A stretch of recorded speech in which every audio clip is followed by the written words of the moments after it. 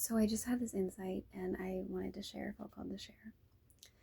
So some women are responders.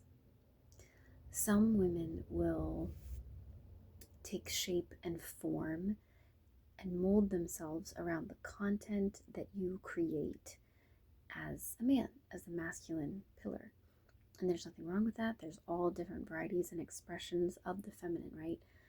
But that's why it's so difficult and dangerous to name woman or her in general speaking terms desire as one particular thing of she wants to be led, she wants to submit. It's like, mm, maybe you're speaking to a very small subset group of women that, number one, do not desire to handle responsibility. Number two, do not desire to be involved in any capacity whatsoever with logistical planning. Number three, are not feeling a sense of pressure or desire to generate a lot of ideas or to be initiators of causes, movements, outcomes, opportunities, right? So some men confuse the vast spectrum of feminine energy as that small section and category of the very broad spectrum energy itself. And it's very mysterious as well. That is feminine energy. There is also feminine energy that does create content, that does generate ideas, that does create movement, that does implement causes, that does initiate a fire of motivation and inspiration and insight and just well-being because of how much of a generator of things that she is. And that still is very feminine. And then on the other spectrum of that, there is let's say, a fierce woman, right? Who perhaps has moved through the world in such a degree where she learned and adapted and noticed that she had to move with force to A, accomplish anything, B, to get respect, C, to be in the position she wanted to be alongside of the people that she perceived as those that she respected. So that is just an insight I wanted to share, that not all women are that moldable, malleable energy that just fit whatever the frame is, right? Some women themselves have a shape, if that makes sense, and they want a puzzle piece that fits with their shape, that doesn't ask them to be this what's like the amoebas that just sort of like float around, but that it's a man who recognizes, I see your shape. I see the essence of who you are. I see where you're growing and expanding. I see where you're fluid, but I also see where I can, and it's solid. It's like whether you have a value system that you stand by, whether you have a level of integrity that you don't drop from, that you hold clear on, right?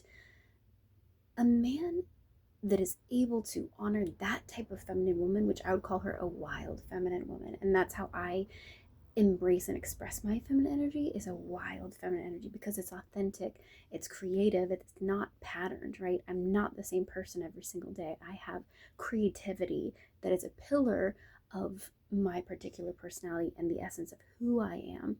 Therefore, by nature, I'm not attracted to pattern. I love to be spontaneous and adventurous, and I love to challenge myself. I love rock wall climbing. I love painting. I love horseback riding. I love deep sea diving. I love challenge. I love risk. I love a little bit of danger. I love, studying sacred knowledge. I love studying mystical teachings. I love growing my faith, my spirituality, my insight, my knowledge. I love nurturing and stimulating my mind and my brain. I love deep intellectual, spiritually enriching philosophical discussions.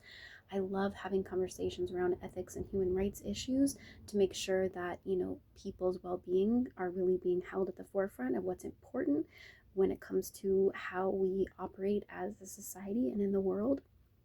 And I value like the difficult conversations. I'm someone who, my father is a clinical psychologist, my mother is a therapist, I'm a certified life coach, and I'm trained in the ICF method.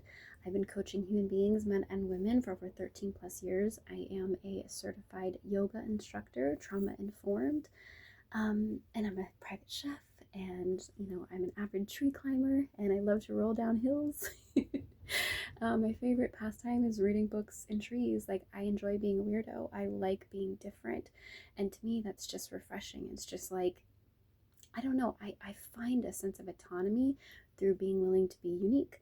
And I love the definition of the word weird, which actually, Latin root of that word is the courage and willingness to pursue your own destiny.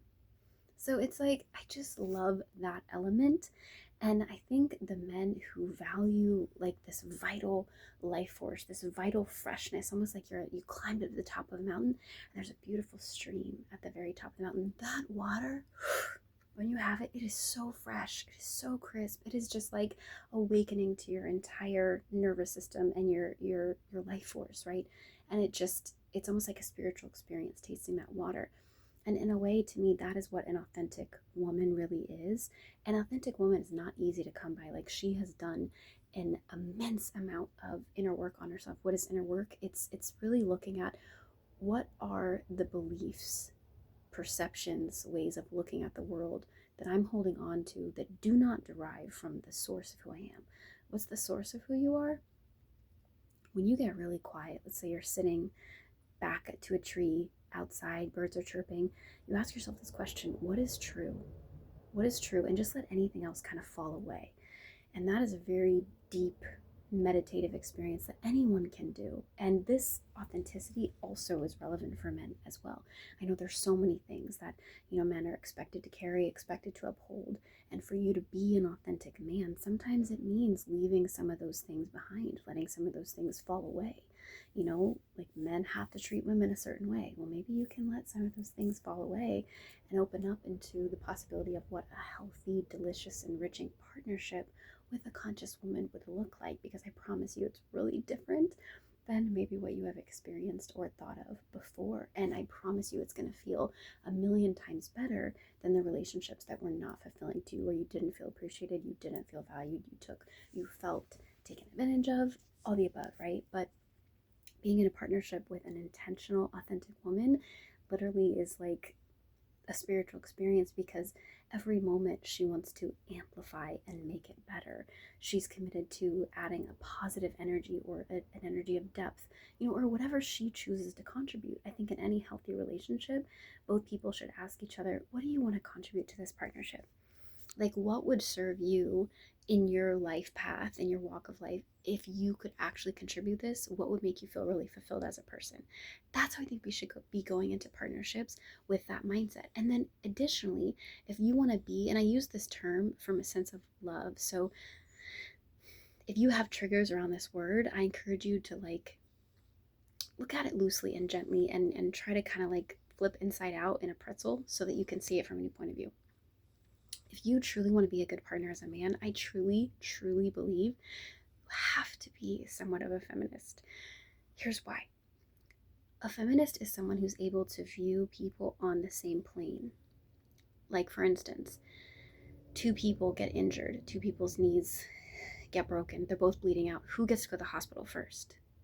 Just because he has certain genitalia, does that mean he should go to the hospital first? You know what I'm saying? Like, not saying that she should go to the hospital first either. But what it means is they both deserve to get medical treatment, right? That in essence is a form of feminism, because feminism doesn't mean masculine women. No, it means women are people too. Women are human beings too, worthy of respect, kind treatment, and worthy of being treated like a partner in life, obviously, if that's what they so desire. And I would go out on a limb to say that the majority of women on the planet do desire that. So that's something to me is, I think, very, very important, is that if you want to be a great partner to a woman, you have to be able in a way to understand her language, to understand her journey, to understand what has been difficult for her in her walk of life, so that you can truly partner with her and you can be empathetic to the experiences that she's going through, you can actually love her like on a deep, deep, deep level. So those are a lot of points, and I could take it much, much deeper. And I just want to pause it for a second because I want to circle back to what I was saying. So there's a term I really like. It's authentic relating. And there are meetup groups that actually do this type of work. And it's really similar to the kind of coaching industry and world that I've been a part of for years. So essentially, you go and you meet men and women who want to be in experiences where you genuinely and authentically connect with other human beings, and you ask each other deep questions that allow you to reveal and show deeper parts of your psyche so that you can actually be seen and you can bond and you can process things in your mind and in your subconscious that you're working through, so that you're able to like take a deep breath and find a deeper sense of authenticity. So that kind of circles back to the authenticity piece of like, when a woman is actually authentic, she is putting down labels or expectations, and she's finding this chiseled sense of who would I be if I didn't hold the expectation of others as the requirement for how I show up. Like, that's a liberating question. That is a exhaling question, and that's for anybody. That's for anybody, man or woman.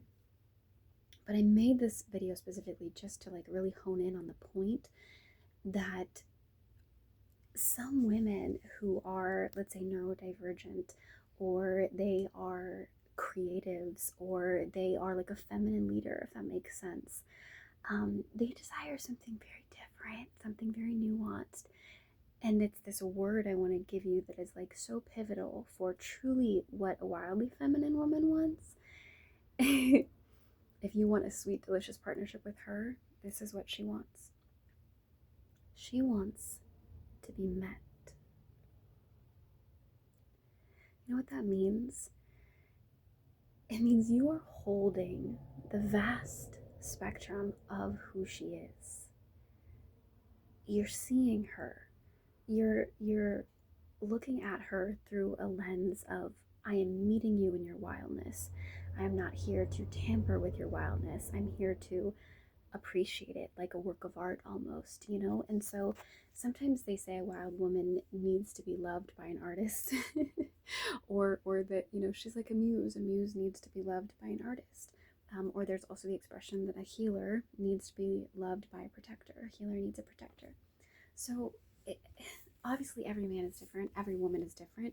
Some men need a particular thing in order to feel a sense of balance and harmony and equilibrium within themselves, and vice versa. Some women need, a certain thing from a man. They need to feel him, let's say, like some women find it really attractive when a man has what's called, the lay of the land, right?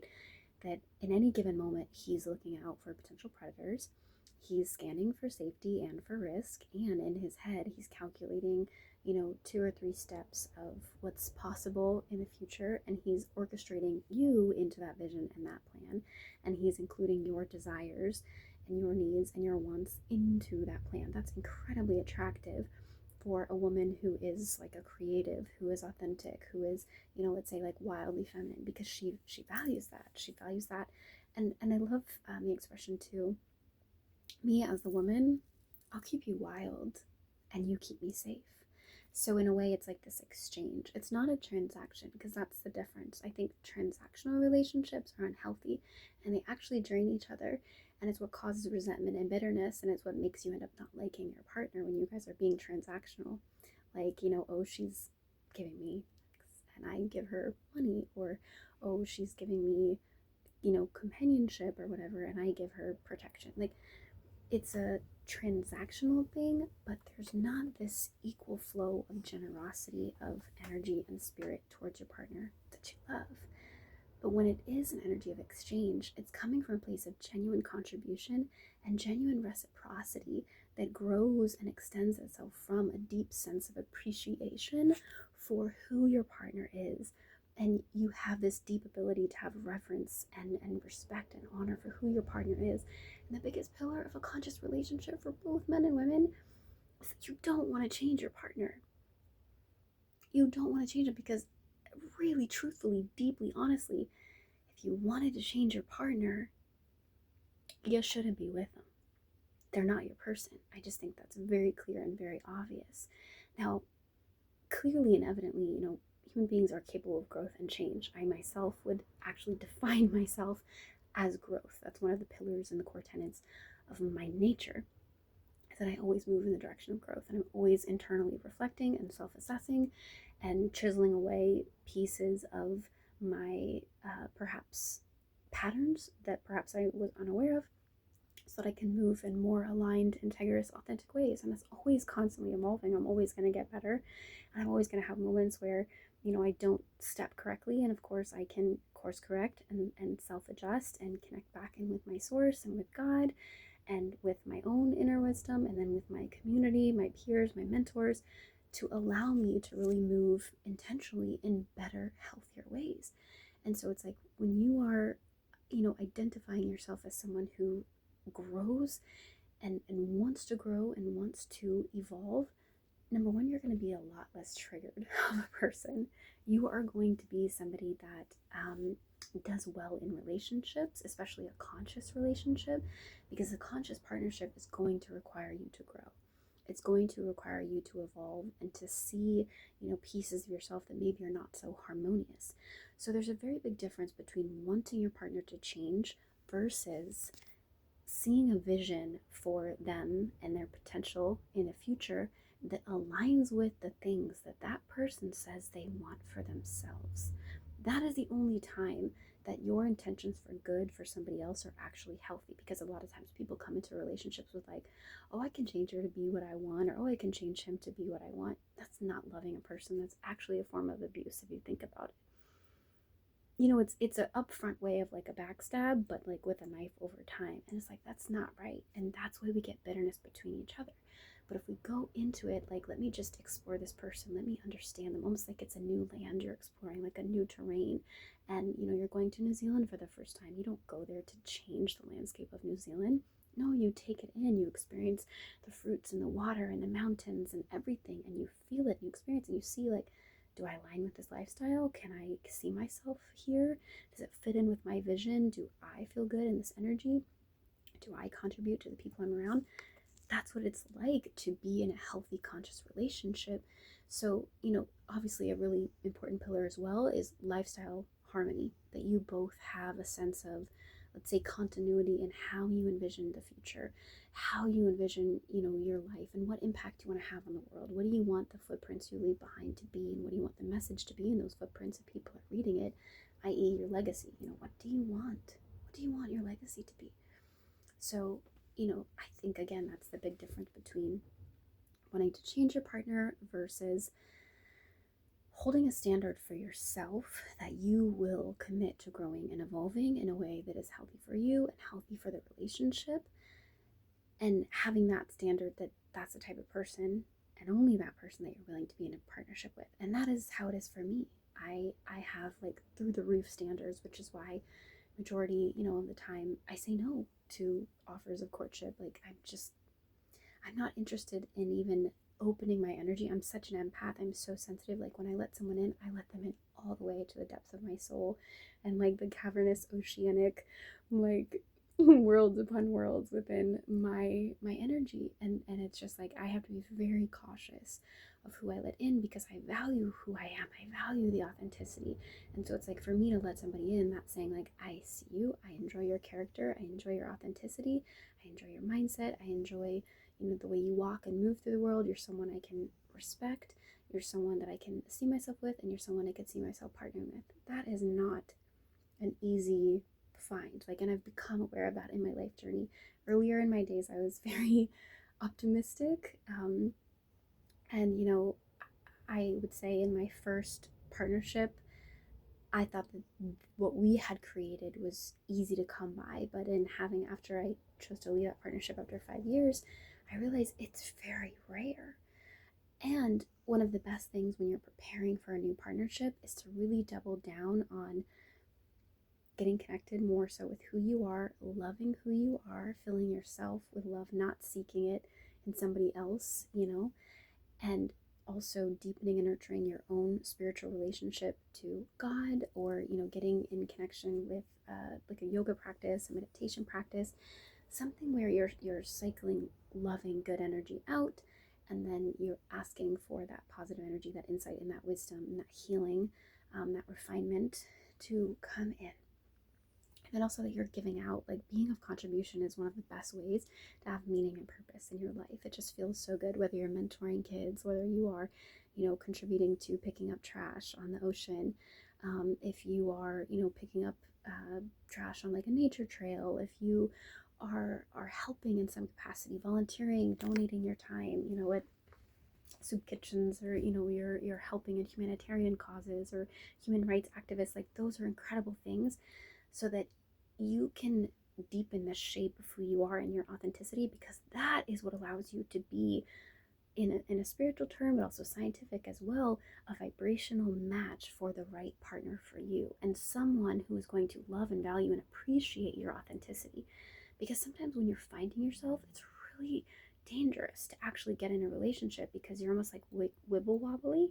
And when you're wibble wobbly about who you are and your parameters, that's when somebody can come in who might siphon that energy from you, or who wants to change your shape and change your mold just to fit into what they need, which is very selfish of them to do, right? It's not a contributive, loving energy.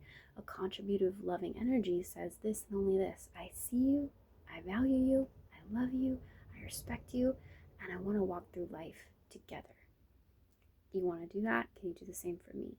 If yes, let's do this thing. That's how it is. But if it's kind of like you want to change this, that, and the other about you, that's not a good or healthy relationship. And in essence, it's not honoring the person that you're choosing to do that cycle with, because you don't actually fully choose them.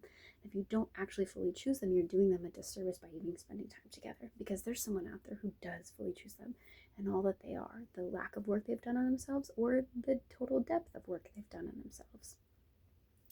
That's also not to say that you shouldn't want your partner to grow and evolve. Like, if you see they have potential, that's also a great reason to stay with someone. It's very nuanced, and it's not easy to just say it in a simple term, because I know that there's a lot of gray area there.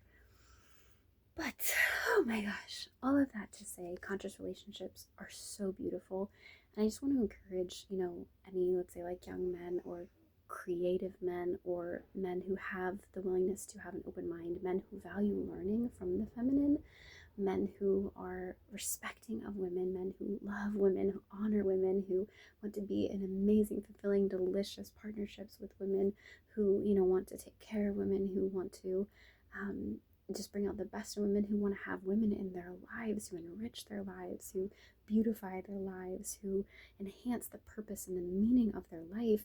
I just wanted to put this out there, that there are so many ways to relate to the feminine, and it doesn't always take you having to be the leader. You know what I'm saying? Like, a lot of women who are the type I'm explaining, whether that's like, a sigma female or an alpha females express very differently than alpha males, because alpha females typically just have an understanding of their environment, and they know how to meet the needs of whoever is in their field and their space, and they can do so in a very feminine way as well. And they're probably solutions based, and they probably care about humanity in some capacity, or they care about their people a lot, and they want to protect the well-being of their people. So like, alpha females are different too. And so like, when you're dealing with, let's say, a beautiful woman who you're attracted to who's an alpha female, it's like sometimes you have to treat her as an intellectual equal for her to even be turned on enough to want to allow you to approach her, or to want to engage with you conversationally. And we're not all the same. We are not all the same. And then some women are incredibly gentle and just want you to, completely take the reins and handle everything, and they want to be a passenger, and that's also totally fine. And so the reality of feminism is that it's honoring every woman's choice for what she wants for her life. Some men confuse feminism with like, oh, it makes women masculine. No, it doesn't, honey. It really doesn't. If you get to the core of it, it honors and protects the safety of every woman to choose what works for her in her life, right? And if that's a difficult concept to get behind or to understand, that's just an invitation for you to reflect on why is it so difficult for you to humanize women? You know what I'm saying? And to honor the importance of the choice for her to make on what type of partner really works with her. Like some women, they love an alpha man. Some women, they love a beta man. Some women love, a man who wants to go with the flow. Some women love a man who has a plan. It really all depends on your energy. So I just want to encourage, each one of you here listening that there's no one right way to have a relationship. There's no one right way to feminine. There's no one right way to masculine. Within both of those fields, there are healthy expressions and unhealthy expressions. There's certainly unhealthy expressions of the feminine, like manipulation, or let's say when there's a lack of emotional integrity. So many things, if there's excessive negativity, and that can express on both sides. When there's a masculine lack of control in his emotional outbursts, if he doesn't have regulation on his anger or his jealousy or control issues, like, to me, to have a healthy relationship, you just have to be willing to do personal growth work. You have to look at your internal operating system and being able to address and assess if it's healthy or not, right? And that's like the only way to have a healthy relationship, truthfully, your ability to self-assess and then to adjust and course correct and say sorry. Like, if you can apologize and actually mean it, not I'm sorry I made you feel that way, but like, I'm sorry I did that. I'm sorry I had that effect on you. I'm sorry I created this experience for you. I could have handled that a lot better. I could have done this better. And in the future, I'm committed to XYZ. And like, stick to it and mean it. That's an apology. That's healing. That's medicine. That's a salve. That's enriching, and that's repair. And so, the beauty of a conscious relationship is that you're going to go through those cycles of rupture and repair, but in choosing a committed relationship, a committed partnership, choosing that with another human being, that you're like, this is who I want to be my person. This is who I want to go through every single wave and cycle of life with. Recognizing you guys are going to have those being sucked in the undertow and in the current. Maybe you bounce your head on like a coral, and it's really painful and it's really hard, but that once you get up together and you heal together, you do the inner work together, like, then you're going to get to the oasis. You're going to get to that tropical island paradise.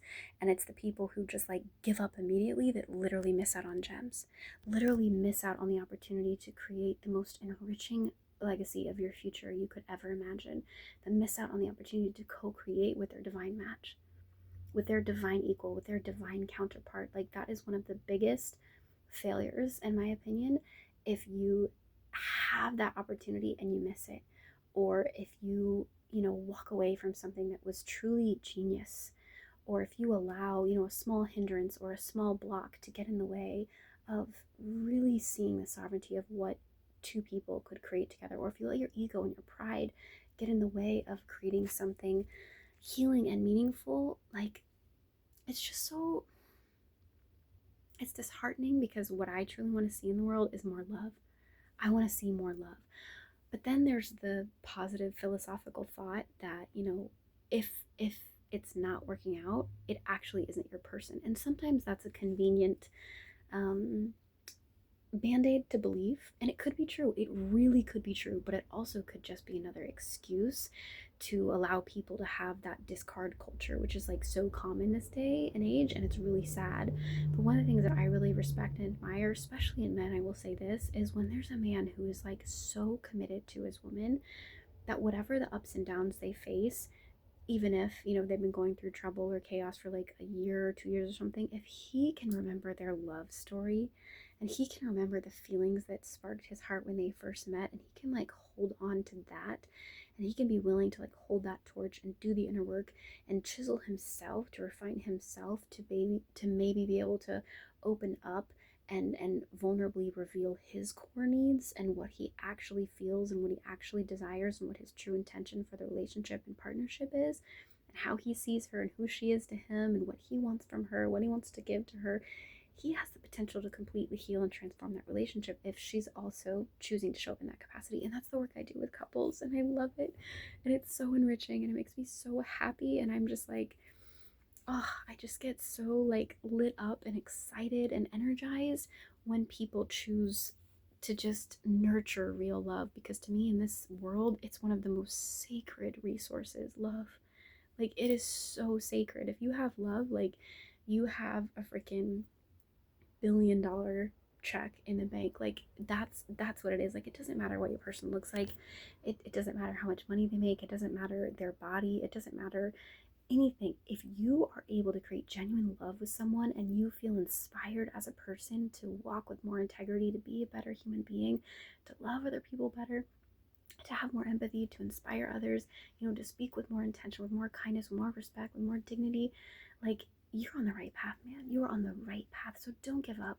Hold out hope. Love is on the way. Like you can do this. Any woman watching who feels like I'm just giving up on men, I don't want to date anymore, they are not they're not caring, they're not intentional, they just, want certain things without actually valuing your heart or your internal psychological well-being, and I'm just done dating.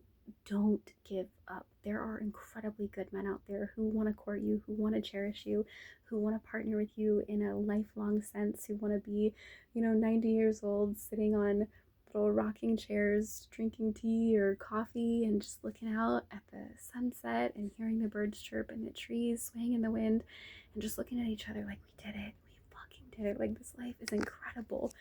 Everything we built, like so many people still want that. And for the men out there who have lost hope that there are women who could actually appreciate a man, who could actually be faithful to a man, who could actually be loyal to a man, who could actually want to create a healthy partnership and stick with you, who would actually believe in your capability, who would actually believe in your potential, who would actually be a healing, beneficial, medicinal person for you to learn from and to teach and to grow with. Don't give up. She's out there. She's really out there, and she wants to find you, and it just takes you connecting to your authenticity more and more and more. And I will give the guys watching still at this point, if you're watching, you're amazing and you're my hero, and I love you. Cheers to you. But if you can start viewing every single woman you interact with as a little spark of the goddess, of the divine, every woman you see, just start noticing how she is holding, a fragment of the goddess herself. And notice what is her divine feminine qualities, like whether that's the waitress who's serving you, or it's a woman who's a teacher, or, a painter like you see on Instagram or something, or the woman who's a librarian. Like if you can try to find the divine in her and just appreciate qualities in your mind, like I appreciate this about her, that about her, and look for qualities, because that's really going to help you to find and attract a woman who embodies these qualities that you truly do desire. Because I promise you, like, physical might seem really important, and to a degree it is, but the only thing that truly is going to give you a lasting sense of internal motivation is when she has the qualities that actually inspire you. And your soulmate oftentimes does not have the body that you would like expect you'd be attracted to, but energy is a funny thing. It's like when you have that resonance with someone, it's alchemical. Like you are just drawn to that person, like you crave them, you need their taste, you need their scent, you need their pheromones, you need everything. Like you just want to like it just happens to you. So when love happens to you, don't run from it. I just want to encourage all of you watching, like, don't run from it. Be present with it. Like, just open up and let the waterfall of love just like, pour down on you. It's amazing. It's delicious. It's enriching, and it's still here. There are so many millions of wonderful women who are loving and incredible and healers and just, intuitive, like wild spirits, and just so desire to love on and partner with an incredible, amazing man of integrity. So please do not give up. And for all the ladies, there are incredible men doing men's work out there. There are men who are actively looking at themselves, men who are actively refining their own shadows, men who are actively looking at the ways they relate to women and how they can heal that. I have male clients who are doing that very thing, working on themselves with me as their coach to help them see their blind spots. Like, men like this exist, and it's just something that gives me so much hope and so much happiness and so much just nourishment in my soul that makes me feel a lot of peace. And I know in the time we're in the world, it feels really scary because it feels like nobody's really standing up to injustice. at this point, and it feels like, where are, let's say, like the masculine men who actually stand up to injustice? But I have been realizing and seeing more and more that there are so many masculine men who do stand up to injustice out there. And also, something I forgot is like, men respond to the demand and the call of the conscious, sovereign, feminine woman and what she needs. And the more of us women who stand up and say, we need integrity in a man, we need a man who says no to, coercive control of governmental figures. We need standards of ethics to be upheld. We need standards of safety for the people of a country to be upheld. Like, all of these things are so important. And so it's like, when a woman has that as a fierce standard, she will not date or interact with a man who doesn't embody that, if that makes sense. And so I think, just like, women, remember that your internal standards really is the invitation for a man to grow and rise and to inspire him. And in the days of warriors and just, I think of like the 300 movie, where the man, he was about to kick the messenger into that hole, the pit, and before he does it, he looks to his queen, he looks to his wife, his oracle, in that sense of like, should we do this? Are you ready for this decision? If I kick him over, it's gonna start a war. Are you ready for that? And she gives him the okay. He looks to his queen for that wisdom and that guidance, because in essence, the woman is the one who sees the 5-dimensional reality, meaning like the higher realm, the spiritual plane. A man is the one who operates the 3rd-dimensional plane, right? He moves, he creates structure, he he removes that which is unhealthy, that which is, uh, you know, gosh, I don't want to invite violence, if that makes sense. But what I mean is, like, he protects the innocent. That's what I should say, right? And he is brave and he's fierce and he can be a warrior if necessary, but essentially, at his core, he's a protector. Like, I love that expression of, it's better to be a warrior in a garden than a gardener in a war. You know what I mean? So yeah, just prepare, like, whew, I don't know. I've more and more been getting into martial arts practice myself. I'm just like feeling like I have to activate my warrior goddess energies. So it makes me feel more sovereign and more capable in my body. Um, but I don't know, it's just like a fierceness. I like that energy of being able to protect myself if I need to, right? And so some of the things that I believe is, like, if you want to attract a partner who is, let's say, like, strong or powerful but capable, what are the ways you embody that for yourself? Like, doing something that makes you nervous, like, that's a way to build strength. Or having a difficult conversation, that's a way to build strength. As a man, if you want a woman who's very tender, who's very delicate, it's like, how do you interact with a flower? Do you walk all over it when you're walking in a field? How do you interact with creatures that can do nothing for you? Are you loving? Are you gentle? Are you respectful? Are you safe? Do you swat like a fly? Do you step on a spider? You're not ready for a feminine woman who's gentle. You can't take care of her. You can't protect her. When you learn to revere the sacred and treat it with reverence, then and only then are you ready for a delicate, feminine woman. And personally, for me, it's like, I oscillate from feeling very delicate, feeling very like soft, like the fabric and texture of like a flower petal, to feeling like raging waters, to feeling like a fire, like a flame, to feeling like, a fierce tiger or like an animal, to feeling like, just peaceful stillness of a mountain. And really, because of the deep inner work I've done on my own authenticity, I've chiseled away of everything I'm not, so that I can move like a mosaic that is constantly evolving and constantly flowing and adjusting, based on the energy that I'm feeling, the energy that I'm seeing, the energy that I'm receiving, the energy that I'm connecting to, that I'm cultivating, that I'm doing the inner work from, what I'm learning, the resources that I'm inspired by, education, all of those things. So, when I'm refining myself in that sense, in my feminine and masculine poles, I know that I'm attracting my counter opposite. That is my divine match in every capacity. And it's just like, I'm excited. I'm excited for that journey. I really am. And I have moments of like tastes of it that, a man could be, but it's like, I'm just holding into this knowingness of like, he's here, he's here, he's here. So just encouraging all of you that your partner is out there.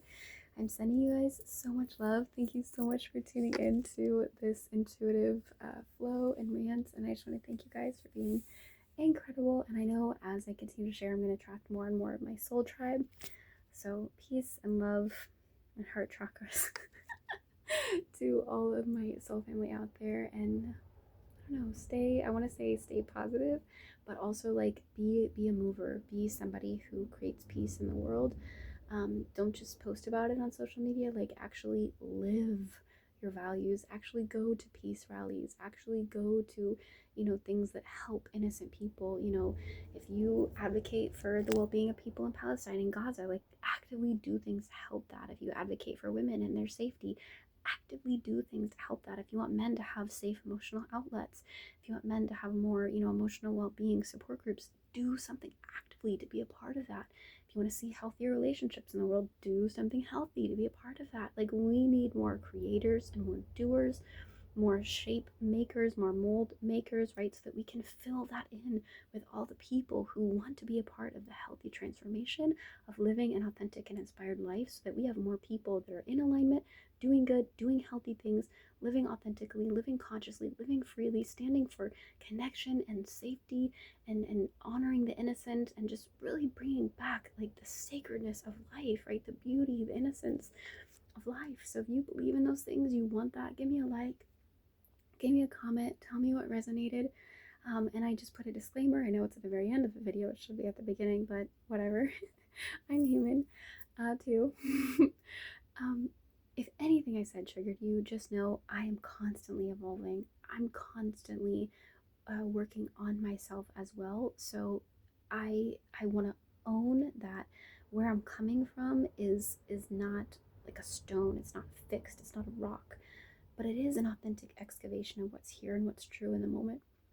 And I want you for a moment to just sit with, do you have the courage to post a video of yourself just sharing the depth of what's true for you? And are you ready to receive the onslaught of everyone and their perception and how they feel about what you're saying, right? And is it really about what other people perceive of what you're saying? Or is it more about just getting out your truth and knowing that the people who it resonates with are gonna find this? And the people who it doesn't resonate with it, maybe those triggers are invitations for them to learn, grow, and evolve in some capacity too. Maybe there's some medicine in being triggered as well. Sometimes in traditional Chinese medicine, when you eat a bitter melon, like a bitter vegetable, it's actually medicinal for you. It's actually healing. So I keep pressing myself, but it's to like give the visual of like, sometimes when someone pokes something, it's like you don't want to look there because it's painful, but then you look there and you're like, oh, I actually have like this arrow stuck in me. I need to pull it out. Why was that there? Why didn't I notice this? And that was what was causing me to always flail my arm around. Oh my gosh, I can move it differently now. So it's like, if you take the moment to self-assess, why does this trigger me? Why do I not like questioning this belief? Why do I not like that she holds that perspective that counters what I think? But why am I so unwilling to think the way that I'm thinking might need to be challenged? You know what I'm saying? And of course, what I'm saying also has space to be challenged. I'm not saying that I am the all-knowing being. I have gathered and cultivated wisdom for the majority of my life and my life path, studying fields of psychology, spiritual well-being, yoga, therapy modalities, life coaching, studied Tibetan Buddhism a bit, studied Taoism a bit, lived in China for a year. So not to say I'm without flaws, because I definitely will be, of course. But if you benefited from this, you received something from this, I just want to invite you to like receive it like a splash of water, just like whoosh. It's just like you might feel something from the ocean. Maybe there's a little shell that like pricks you, but it's like you just got blasted with a wave of the ocean. Like, embrace that Shakti energy. It's not always going to be perfectly in alignment with what you already know and what you already believe, but it sure as hell is refreshing, right? So enjoy it, and thank you guys so much for being here. I love you all. Have an amazing, blissful day. I hope you create something good. I hope you pay it forward to at least 5 people today and throughout the rest of the week. And I hope you keep being an awesome human. I see you. Thank you for being here. leave me a comment and subscribe and send this video to your friends who need some inspiration on love, conscious evolution, growth, healing, healthy partnership, and being a positive human in the world that kind of feels like it's going to shit, but we gonna lift it up and light it up. Love you guys. Bye. Oh yeah, and I'm Megan Elena, and this is my channel, Coach Megan Elena. So subscribe and leave me a nice comment, and I promise I'll get back to you. See you.